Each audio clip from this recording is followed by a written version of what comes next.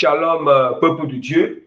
Que toute la gloire revienne à notre Seigneur et Sauveur Jésus-Christ de Nazareth. Alléluia. Donc, demeurons tous bénis dans le nom puissant de Jésus-Christ. Donc, j'implore, selon la grande bonté et la miséricorde du Seigneur, de nous remplir davantage de son amour, de sa compassion, de la paix, l'obéissance complète à sa parole et la fidélité vraiment, la traite pure selon sa volonté, c'est vraiment, sans toutefois oublier que d'implorer le Seigneur de nous remplir d'une vie de sanctification profonde vraiment à laquelle, sans laquelle personne ne verra l'Éternel. Donc, je vais recommander directement ce moment d'exhortation entre les mains du Seigneur à travers une courte prière de recommandation. Père Tout-Puissant, je bénis ton son, nom, je te glorifie, de m'accorder encore une grâce excellente et de venir exhorter encore à ton peuple, Seigneur, en ce jour, Père. Seigneur, je t'en supplie de tout mon cœur, Papa, Seigneur, de venir prendre total contrôle, Seigneur, pendant ce moment, Seigneur, d'exhortation, Père. Je te confie tout mon aide, Seigneur. Je te confie, Seigneur, tous tes enfants qui sont partout dans mon aide, Père. Je te confie, Seigneur, tous ceux qui vont écouter, Père. Je te confie, Seigneur, ce moment, Seigneur, afin de venir diriger et conduire. Que ta vie, Seigneur, Père, vienne se manifester pendant ce moment, Seigneur, Père. Ta vie, Papa, Seigneur, se répand, Seigneur, dans le cœur. L'âme, c'est l'esprit, c'est toute personne qui va écouter, Seigneur. Que ton inspiration, Papa, Seigneur, soit pompée, Seigneur, au-dedans de moi, Seigneur, afin que je libère, Seigneur, à l'extérieur, et que le peuple puisse écouter, Seigneur, ton dessein et ta volonté, Père. Pendant ce moment, c'est l'exhortation, Seigneur, Papa. Au nom puissant de notre Seigneur et Sauveur Jésus, Père. Accordez la compréhension, Seigneur, Papa, Seigneur, afin, Seigneur, afin de saisir ce message au nom puissant de Jésus de Nazareth, que toute la gloire revienne encore à notre Seigneur et Sauveur Jésus-Christ de Nazareth. Amen. Donc, le Seigneur m'accorde vraiment une grâce excellente de venir annoncer le thème de notre exhortation qui est intitulé « N'ayons jamais un sentiment ou une pensée de condamnation, quel qu'en soit l'état d'âme de la personne. » Alléluia. Bien aimé, c'est très important. On ne doit jamais avoir vraiment un sentiment ou une pensée de condamnation, quel qu'en soit à l'égard de notre prochain, quel qu'en soit son état d'âme. Quand on dit que l'état d'âme, il s'agit quoi? L'état d'âme, quel qu'en soit au moment, son état d'âme, son comportement, sa nature, sa manière de faire les choses, ou vraiment que, voilà. Vous voyez, ses défauts, ses lacunes, ou bien le péché qu'il a encore de commettre. Vous savez, il y a une chose, nous devons savoir une chose, c'est que quand nous voyons l'homme, nous devons avoir quelque chose dans notre esprit. Nous devons savoir quelle chose. Il y a l'âme, il y a notre chair, et il y a aussi l'ennemi. Alléluia. Il y a ce qu'on appelle, ça veut dire quand nous voyons nos prochains.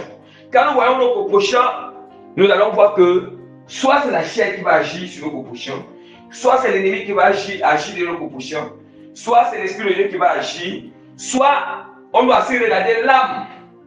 Alléluia. Quand nous regardons nos prochains là, nous devons considérer son âme. On doit considérer l'âme de nos prochains.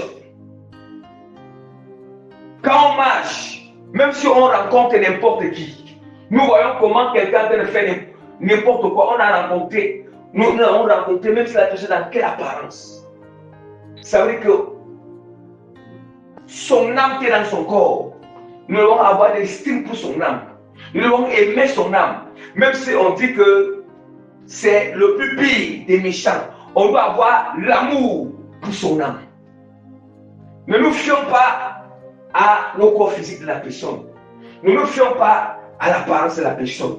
Ne nous fions pas à ce que nous voyons avec les yeux physiques. Mais nous devons nous fier c'était spirituel en lui, à son âme. On doit aimer l'âme de tout le monde, même l'âme des pécheurs, l'âme des enfants de Dieu, l'âme des païens, l'âme des athées, l'âme bien-aimée des défunts, des féticheurs, des satanistes, l'âme de nos ennemis. En fait, le péché qu'ils commettent, ou bien les abominations qu'ils commettent, ça n'a rien à y voir de l'amour qu'on doit avoir pour l'âme. Il faut que nous comprenions ça en Jésus. Ne mélangeons pas, oui, on doit haïr, on doit haïr le péché, on ne doit pas aimer ce qu'ils font, mais on doit avoir l'amour pour l'âme.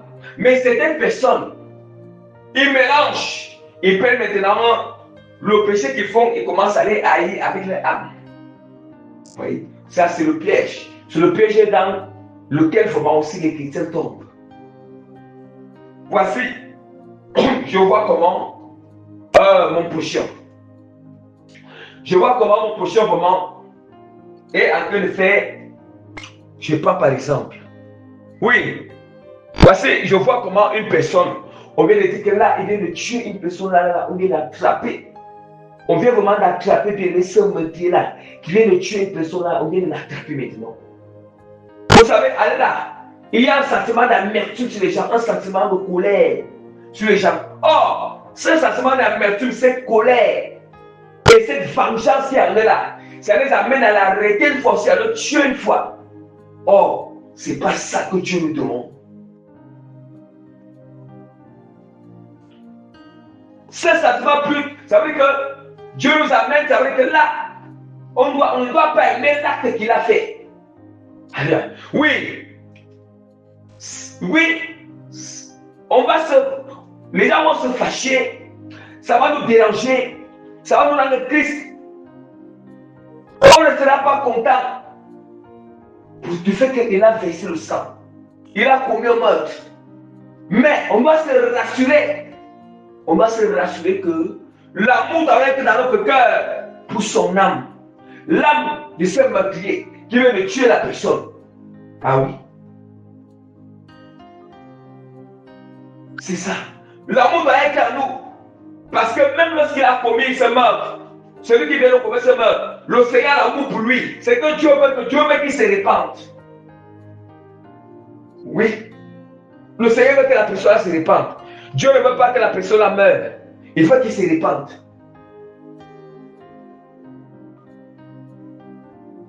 Bien-aimés, nous allons rapidement ouvrir pour exhorter avec la parole. La parole du Seigneur nous dit dans Matthieu chapitre 9, verset 9 à 13. De là étant allé plus loin, Jésus vit un homme assis au lieu des péages et qui s'appelait Matthieu. Il lui dit, suis-moi. Cet homme se leva et le suivit. Comme Jésus était à table dans la maison, voici beaucoup de publicains et des gens de mauvaise vie se mettre à table avec lui et avec ses disciples. Les pharisiens vinrent cela et ils disent, ces disciples, pourquoi votre maître mange-t-il avec les publicains et les gens de mauvaise foi? Et les gens de mauvaise foi, ce que Jésus ayant entendu, il dit, ce ne sont pas ceux qui se portent bien qui ont besoin du médecin, mais les malades. Allez et apprenez ce que signifie que je prends plaisir à la miséricorde et non au sacrifice. Je ne suis pas venu appeler des justes, mais des pécheurs. Bien-aimés, est-ce que nous comprenons vraiment le devoir de nous en tant que chrétiens, le devoir des chrétiens serviteurs et servantes de Dieu? Est-ce que nous comprenons le but? Pourquoi est-ce que le Seigneur nous a choisis? Est-ce que nous comprenons vraiment la portée, le sens? Pourquoi est-ce que nous sommes chrétiens? Est-ce que nous comprenons réellement, vraiment, ce mot-là profondément? Et que chrétien, c'est qu'un disciple de Jésus-Christ. Et qu'un disciple de Christ a fait d'imiter Jésus-Christ. à l'image de Christ, refléter Christ. Toute situation qui se présente, nous devons réagir comme Jésus-Christ devait réagir. On doit parler comme Jésus doit parler. On doit prendre la chose comme il est en train de prendre la chose. Alléluia.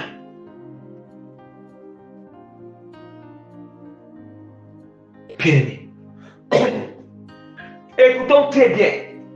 Lorsque nous les humains nous commettons le péché, ça afflige le Seigneur, ça attriste le Seigneur, ça l'accable. Dieu a angoissé, ça tourmente le cœur du Seigneur. Mais le Seigneur ne nous haït pas. Comprenons bien.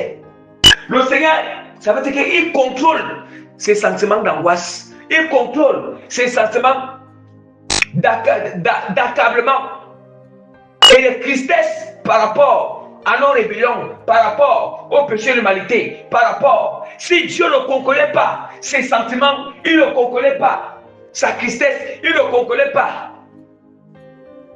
De la manière qu'on le tourmente à cause de péché. L'humanité le tourmente à cause de ses péchés, ses mauvaises voies. Dieu a détruit la terre une fois, bien-aimé. C'est parce que Dieu se méprise. C'est d'où maintenant la parole du Seigneur nous dit que le Seigneur est riche. Il est riche en bonté, en miséricorde, en patience. Là, c'est mec en colère. Pourquoi il est riche en bonté, en miséricorde, en patience? Or, en réalité, ces choses, Dieu, il est fâché. Il est fâché contre l'humanité. Il est fâché quand on ne l'obéit pas. Il est fâché quand on marche selon nos propres voies. Mais le Seigneur, il s'est fait la part des choses. Il canalise cela. Il ne nous haït pas. Il ne nous maudit pas. Mais il canalise. Il est patient à nos égards qu'on se répande. Il manifeste à nos égards. C'est lui-même qui revient encore. Il revient pour nous attirer l'attention dans l'amour. Mon fils, reviens à moi. Tu t'es détourné. Il nous montre même avec amour. Pour du mal, on comprend là où nous sommes tombés. Vous voyez, parfois il utilise les songes où vraiment il attire l'attention avec beaucoup d'amour. C'est la même manière. On doit faire les choses comme Jésus-Christ. Bien-aimé. On doit faire les choses comme le Seigneur. On doit comprendre qu'en toutes choses, quel qu'en soit ce que notre prochain nous a fait, la fin de toutes choses, on doit garder l'amour pour cette personne. On doit avoir l'amour. On doit être miséricordieux à l'égard de cette personne. Vous savez, la miséricorde du Seigneur, ça signifie qu'à l'égard des hommes, on n'a pas mérité la miséricorde. On ne mérite pas. La miséricorde de Jésus à notre égard signifie qu'on n'a pas mérité. C'est une grâce. On n'a pas mérité son pardon. On n'a pas mérité ses bienfaits à notre égard. On ne mérite même pas. Non. Même si fait qu'on vive, on ne mérite pas. C'est sa miséricorde. Du fait qu'il nous protège, on n'a pas mérité. C'est sa miséricorde. C'est la même manière. Christ habite à nous. Lui qui fait miséricorde. C'est la même manière que quand Jésus-Christ habite à nous. Quand il réside à nous, on doit s'apprendre à faire miséricorde à nos propositions. Qu'il soit païen, qu'il soit athée, qu'il soit chrétien tiers, qu'il soit notre persécuteur, qu'il soit notre ennemi. Apprenons à les faire miséricorde. La miséricorde, c'est parce qu'il n'a pas mérité cette miséricorde. Je le fais miséricorde parce que Dieu aussi, il fait miséricorde. Dieu, ça veut dire que quand Dieu fait miséricorde, il n'a pas regardé son péché. Il n'a pas regardé, Dieu ne regarde pas ce qu'on lui a fait du mal. Il ne regarde pas ce qu'on lui a fait du mal. Il ne regarde pas nos rébellions. Il ne regarde pas. Il ne regarde plus les alliances de nos familles. Il ne regarde plus les malédictions de nos familles. Il ne regarde plus les blocages. Même si nous sommes encore bloqués, il va ignorer ce blocage. Mais il va nous faire miséricorde parce qu'on n'a pas mérité. C'est la même manière que nous aussi, à notre tour, nous devons aussi faire miséricorde à notre prochain. On le fait miséricorde. On sait qu'il ne mérite pas. On sait que si je regarde son péché, je regarde sa rébellion, je regarde ce chemin, je ne veux pas le faire miséricorde. Mais comme je ne regarde pas ça, je vais ignorer ça, je vais le faire miséricorde, je vais le pardonner, je vais le donner à manger, je vais le donner à boire, je vais prier pour lui, je vais... Alléluia. Alléluia, bien-aimé. Alléluia. Bien-aimé. Regardons très bien. On doit savoir une chose. Lorsqu'on arrive quelque part, que nous croisons un chrétien tiède, ou un païen, ou un athée, même si on le voit dans l'apparence de péché, on doit avoir une miséricorde à nous, à ton égard. C'est vrai, on doit discerner, oui, c'est le péché. C'est que sur son corps, c'est le péché, c'est normal de discerner. Mais,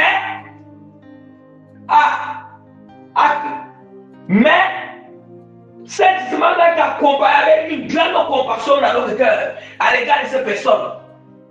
Une grande miséricorde à l'égard de cette personne. C'est ça qui nous pousse, non seulement à l'évangéliser avec amour, qui nous pousse à lui présenter les choses avec amour, qui nous pousse à prier aussi pour cette personne.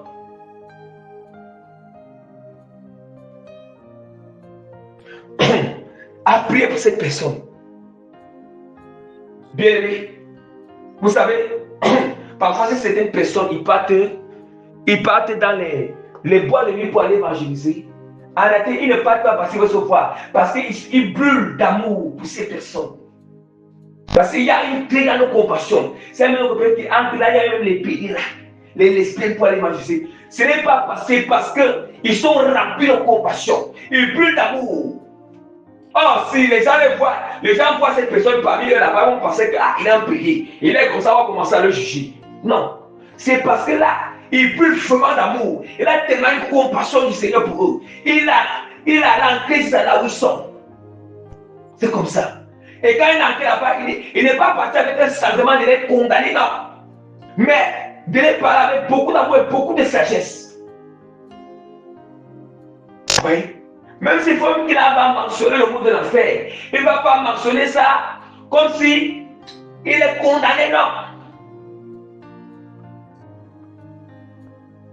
Oui. Le but, c'est de lui présenter d'abord l'amour. Oui, malgré dans son état, malgré comme il est, qu'il sache que Jésus qu'il l'aime.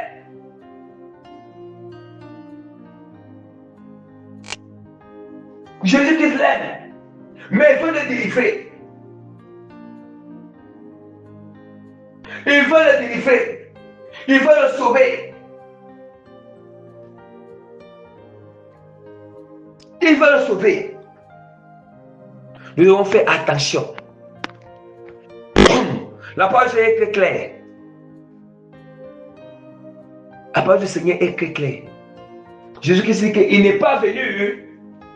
Ce sont ceux qui sont malades qui passent chez le médecin. Il n'est pas venu pour la repentance. Il n'est pas venu pour les justes, mais pour la repentance des pécheurs. Donc nous comprenons que notre évangile est centré sur ceux qui sont perdus. Et ça nous comprenons.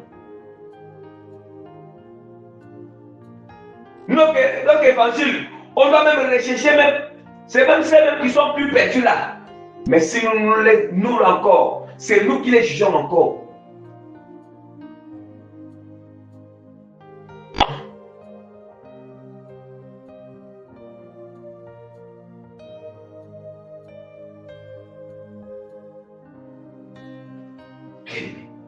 La parole du Seigneur est très claire.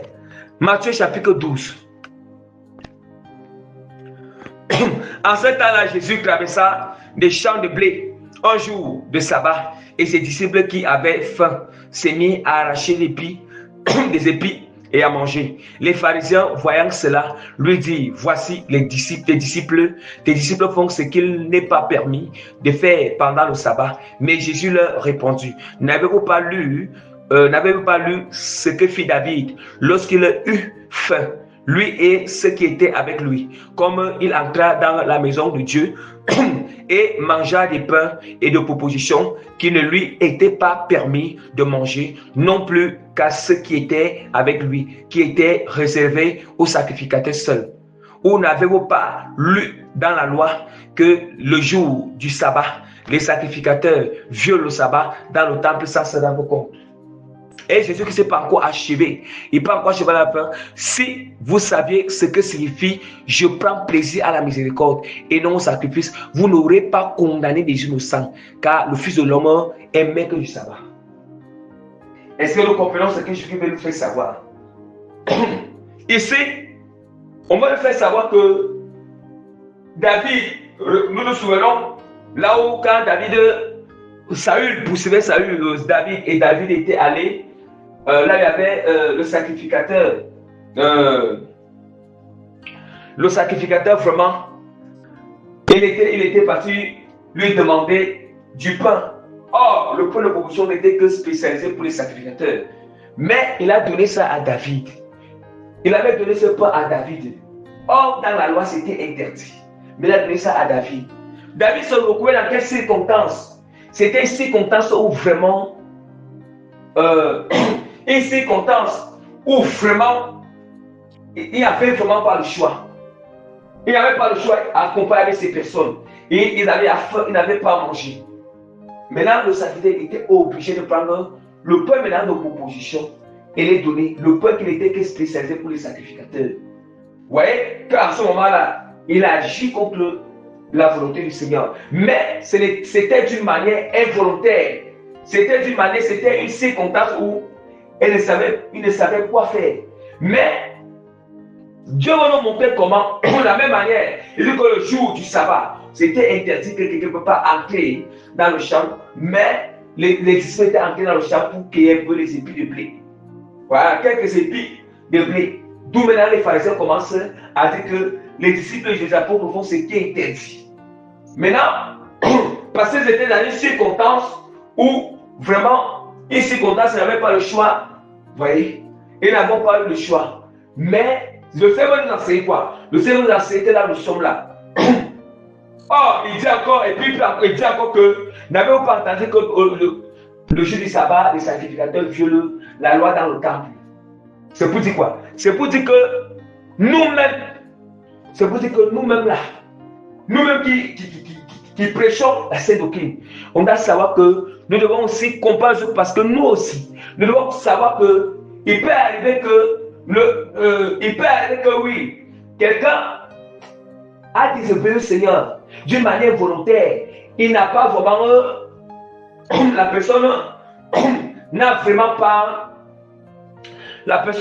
pas, comment dire, n'a vraiment pas médité, vraiment de se révéler contre Dieu. N'a pas prémédité, voilà, n'a pas prémédité vraiment de se révéler contre le Seigneur, de désobéir à la parole. Mais subitement, par surprise, il y a eu un piège de l'ennemi. Il y a eu quelque chose, la personne au moment est tombée. Quand la personne tombe comme ça, on ne doit pas condamner la personne. Mais du moment où la personne tombe, la personne doit juste se relever, se repentir, reconnaître que oui, je suis tombé, reconnaître que j'ai péché. Maintenant, nous aussi, qui observons, qui assistons, du fait que la personne est tombée, du fait de ce qui s'est passé, on ne doit pas condamner la personne, on ne doit pas juger la personne. Il est question que Dieu, c'est la miséricorde du Seigneur et la compréhension de Jésus à l'égard. Parce que quand on parle de l'amour du Seigneur, on parle de la miséricorde du Seigneur. L'amour du Seigneur fait référence à la compréhension des autres, fait référence au pardonner les autres, référence à prier pour les autres. Est-ce que nous comprenons ces choses? Nous aussi, on doit penser que, hey, moi aussi, il y a des moments où il y a des circonstances qui arrivent que, moi-même là, je n'ai pas le choix. J'ai désobéi à Dieu inconsciemment, sans savoir. Mais je n'ai pas prémédité. Mais une circonstance, ça s'est manifesté. Ça s'est manifesté brusque et subitement. Mais, et puis, d'une manière rapidement comme il est clair, la personne a eu, toi, tu ne te rends pas compte comment tu as désobéi au Seigneur. Tu ne te rends pas compte comment vraiment tu as eu à désobéir à Dieu. Donc c'est pour dire que c'est vrai que c'est différent. Là, c'est différent d'une personne qui ne veut même pas, qui connaît à tes ceci, mais qui ne veut même pas quitter le péché, qui ne veut même pas abandonner. Vous voyez? Or, David n'avait pas pour habitude d'entrer dans le temple. Il n'avait pas pour habitude. Et avec ces personnes, il n'avait pas posé de manger le peu de proposition des sacrificateurs. Mais la circonstance, oui. Or, cette circonstance, ce n'était pas qu'il doit faire ça comme une habitude. Mais une circonstance s'est présentée. Oui. Ça s'est présenté. C'est mauvais de faire. Maintenant, de cette circonstance, de se prêcher là comme une habitude. C'est ça qui amène à enfer. Il peut arriver qu'une circonstance est arrivée, tu n'as pas prémédité vraiment à faire ce qui est contre la volonté du Seigneur. Et puis ça arrive comme ça, tu es tombé. sans t'attendre vraiment. Bon, là, il faut juste encore se révéler rapidement dans la repentance, mais de ne pas faire la chose comme une habitude, comme on sait que non, Dieu nous comprend. Quand je demande pardon, le Seigneur va nous pardonner. Et c'est pour dire aussi que nous aussi, en retour, on ne doit pas, nous ne devons pas avoir un sentiment de condamnation. Une pensée de condamnation, de jugement. Non. Plutôt, avec la miséricorde du Seigneur, on doit plutôt ramener la personne. On doit plutôt présenter l'amour à la personne pour que la personne se sente davantage encouragée pour se repentir, encouragée à continuer la marche avec le Seigneur. À continuer la marche avec le Seigneur. Or, le Seigneur dit que, n'avez-vous pas entendu que le jour du sabbat, les sacrificateurs violent les lois du Seigneur dans le temple? C'est pour dire aussi que nous-mêmes là, et les serviteurs et les servantes qui font l'œuvre du Seigneur là, même dans cette œuvre-là, on se retrouve aussi en train de violer les principes du Seigneur sans le savoir. C'est tout maintenant que le Seigneur nous demande de voir miséricorde aussi pour les autres personnes. Mais ce n'est pas pour cautionner le péché. Oui, il est normal que quand la chose s'est faite qui ne glorifie pas le Seigneur, c'est bien d'exposer la chose qui a été faite qui, oui, ceci ne glorifie pas le Seigneur. Mais c'est d'abord bien d'apporter la chose à la lumière pour savoir que oui, ceci ne glorifie pas Dieu, ceci ne glorifie pas le Seigneur, mais nous devons faire la chose avec beaucoup d'amour. On ne doit pas condamner. On fait la chose avec beaucoup d'amour. La parole du Seigneur nous dit encore dans Luc chapitre 9, verset 56, car le Fils de l'homme est venu, non pour perdre les âmes des hommes, mais pour les sauver. Et il allait dans un coupou. Luc 22, verset 51 à 52, mais Jésus prenant la parole, avant cela même, dans le verset 50, on nous montre Luc dans le verset 50, on nous dit là-bas que lorsqu'on était venu arrêter Jésus-Christ, on nous dit qu'il y avait un disciple de Jésus-Christ qui avait pris l'épée, il avait découpé l'oreille vraiment du serviteur, du souverain sacrificateur qu'on appelait Malchus. Maintenant, mais Jésus-Christ, il avait dit que, il avait dit que, Jésus-Christ maintenant, il avait dit que, et puis il dit que, mais Jésus prenant la parole, il dit, arrêtez. Ayant touché l'oreille de cet homme, il le guérit. Regardez très bien. Regardez la miséricorde du Seigneur. Malgré qu'on veut arrêter Jésus, malgré qu'il vient pour l'arrêter, pour lui faire du mal. Oui. Mais dans ces circonstances, Jésus s'est encore recoulé l'oreille de la personne. Est-ce que nous voyons à quel point nous voyons la miséricorde du Seigneur? Mais Jésus-Christ pourrait se venger. Moi, comme vous venez m'arrêter là, comme on dit, tu as coupé vos oreilles, c'est bien comme ça. Il faut que l'oreille doit rester comme ça. Oui. La première chose que Jésus a fait, malgré qu'ils sont venus l'arrêter, malgré qu'il était ses ennemis, la première chose qu'il a fait, il a manifesté la miséricorde, il a recoulé l'oreille. Mais nous les chrétiens, oui, nous n'avons pas entendu la parole du Seigneur. Ne vous réjouissez pas du malheur de vos ennemis. En réalité, même quelqu'un dans la rébellion, dans le péché, lorsque le mal arrive, la première chose à manifester, c'est d'abord la miséricorde. Ne regardons pas d'abord parce qu'il est rebelle, parce qu'il a fait du mal. Non, nous ne sommes pas d'abord là pour aller réprimander la personne. Nous ne sommes pas d'abord là pour aller que Dieu avec les personnes. Non. Faisons d'abord. Il faut d'abord faire la miséricorde par rapport à l'état qu'il traverse. Par rapport à là où c'est qu'il est en train de la situation où il est en train de se gouverner actuelle. On a représenté la miséricorde du Seigneur. On a d'abord manifester la miséricorde et l'amour du Seigneur. Alléluia. Avoir pitié. Oui. On ne va pas d'abord regarder que non, c'est mon ennemi, il m'a fait du mal, il m'a fait comme ça, il m'a fait comme ça. Non. Jésus nous a prouvé. Oh, c'est ces ennemis qui lui faisaient du mal, qui viennent l'arrêter encore, qui ont déjà commencé à lui faire du mal depuis. Et qui va encore l'arrêter même pour vraiment l'apogée du mal. Pour vraiment, le mal doit arriver à nous, ça doit atteindre nos apogées encore. À dépasser ce qu'on a fait du mal. Mais on coupe son oreille. Jésus-Christ, il recolle son oreille. Oui. Ça, c'est l'amour. Ça, c'est la miséricorde. Ça, c'est la miséricorde. Vous voyez,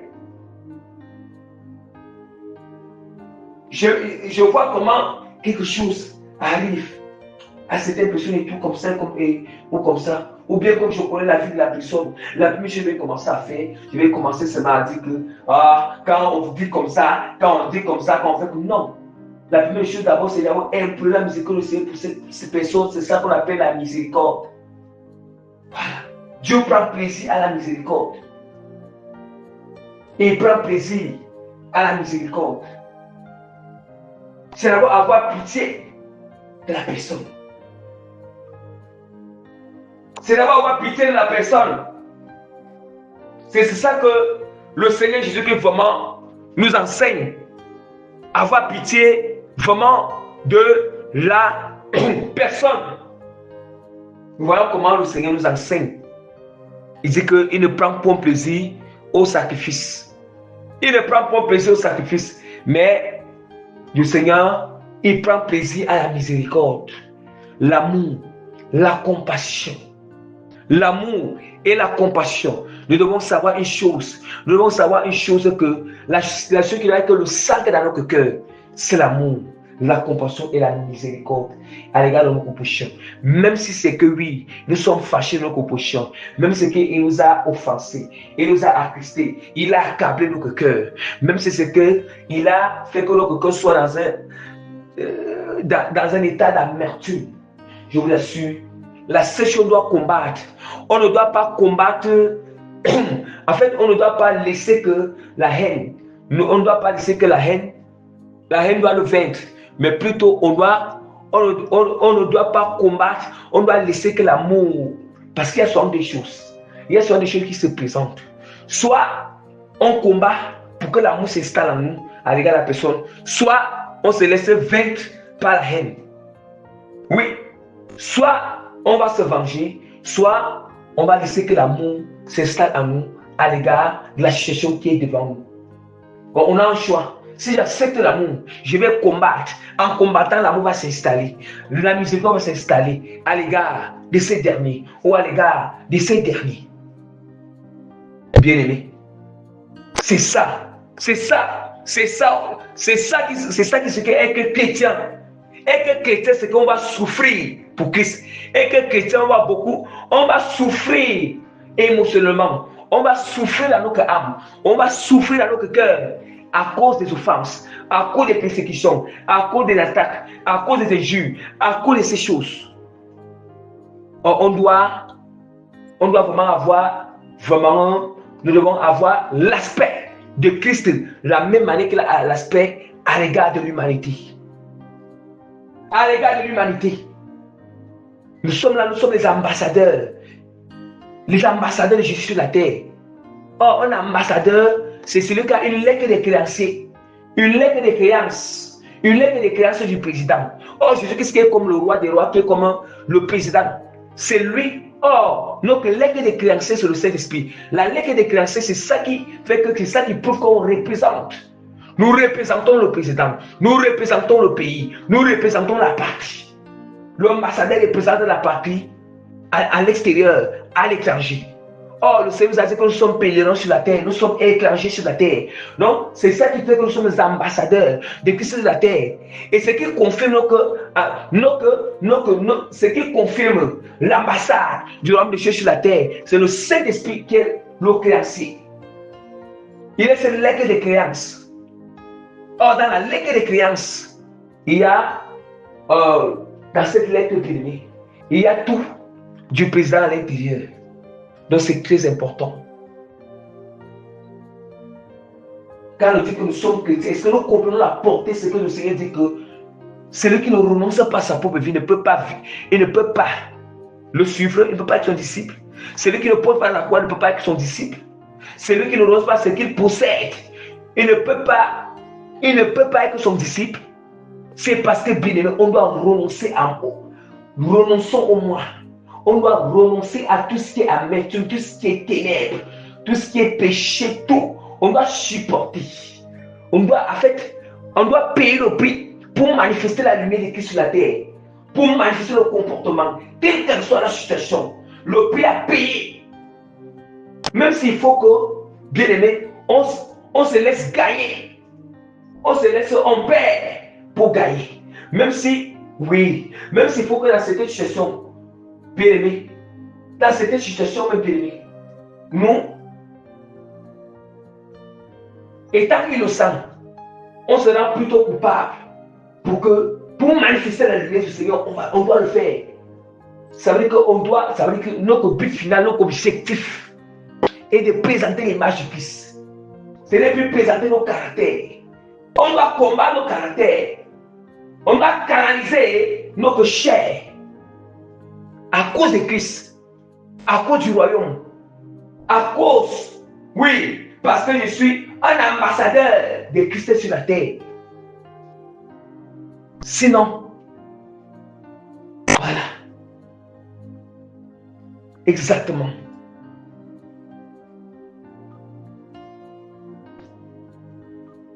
C'est très important. Donc vraiment, la marche avec le Seigneur, être un disciple du Seigneur, ça mérite vraiment un renoncement total. Un renoncement total. On doit renoncer à notre colère. On doit renoncer à notre moi. On doit renoncer à tout ce qui nous énerve quand les gens renonçons à tout. Sinon, quand ça va t'énerver, tu vas agir avec la chair. On doit renoncer. Ah oui. Parfois, on doit accepter.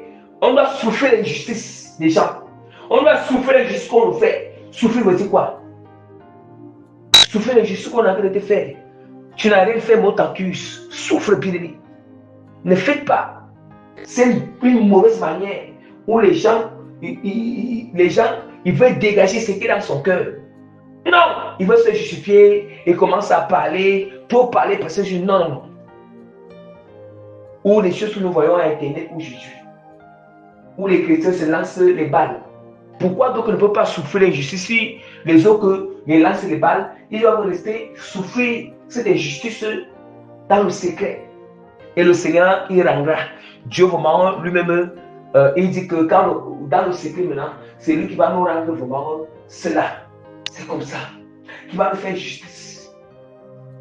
Il va nous faire justice. Et tous les gens qui écoutent cette exhortation, vraiment, apprenez à souffrir à l'intérieur pour Christ. Apprenez à souffrir. Ce n'est pas tout qu'on se justifie. Ce n'est pas tout qu'on va se justifier. Ce n'est pas tout qu'on va... Non, non, non.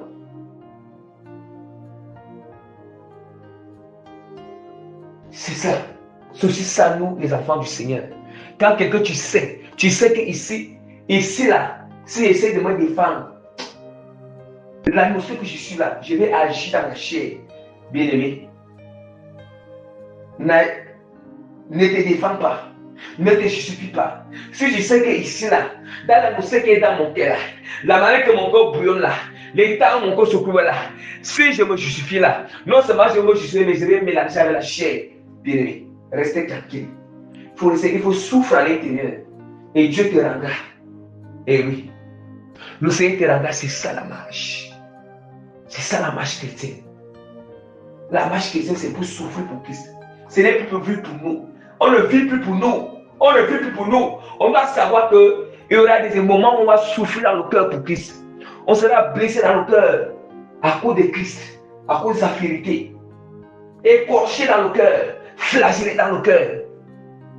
Oui, c'est vrai, on peut avoir l'amertume dans le cœur, mais que l'amertume se transforme par haine, on va canaliser ça pour que ça se transforme en amour, ça se transforme en miséricorde, en pardon, et même à prier même pour celui-là qui t'a mis dans cet état.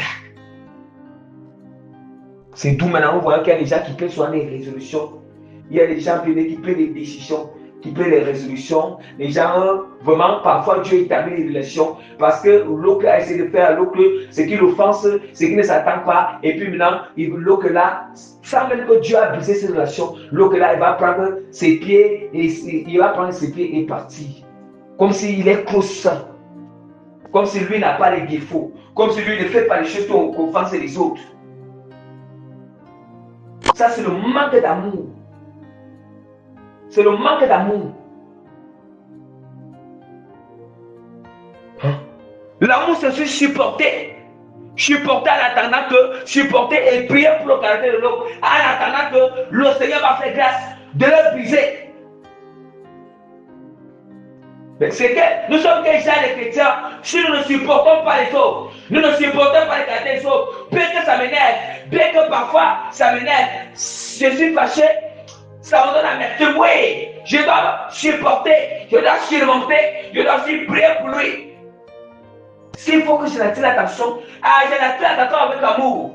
Ce n'est pas aller le condamner, comme si moi-même je ne parlais pas le caractère. Le Seigneur dit qu'il politique, on tombe d'abord premièrement la peau qui est dans nos yeux, avant de ôter la paille qui est dans l'œil de l'autre. Alors bien que nous aussi.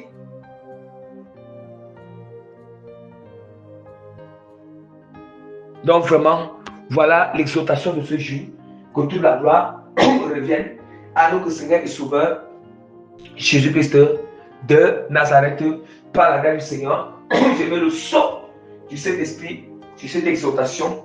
Je mets les cachets et les témoignages du Saint-Esprit sur cette exhortation. Et je mets l'avantage, la signature authentique de l'autorité, des transformations et des partations positives des cœurs et âmes esprit qui vont écouter cette exhortation au nom puissant de Jésus-Christ de Nazareth.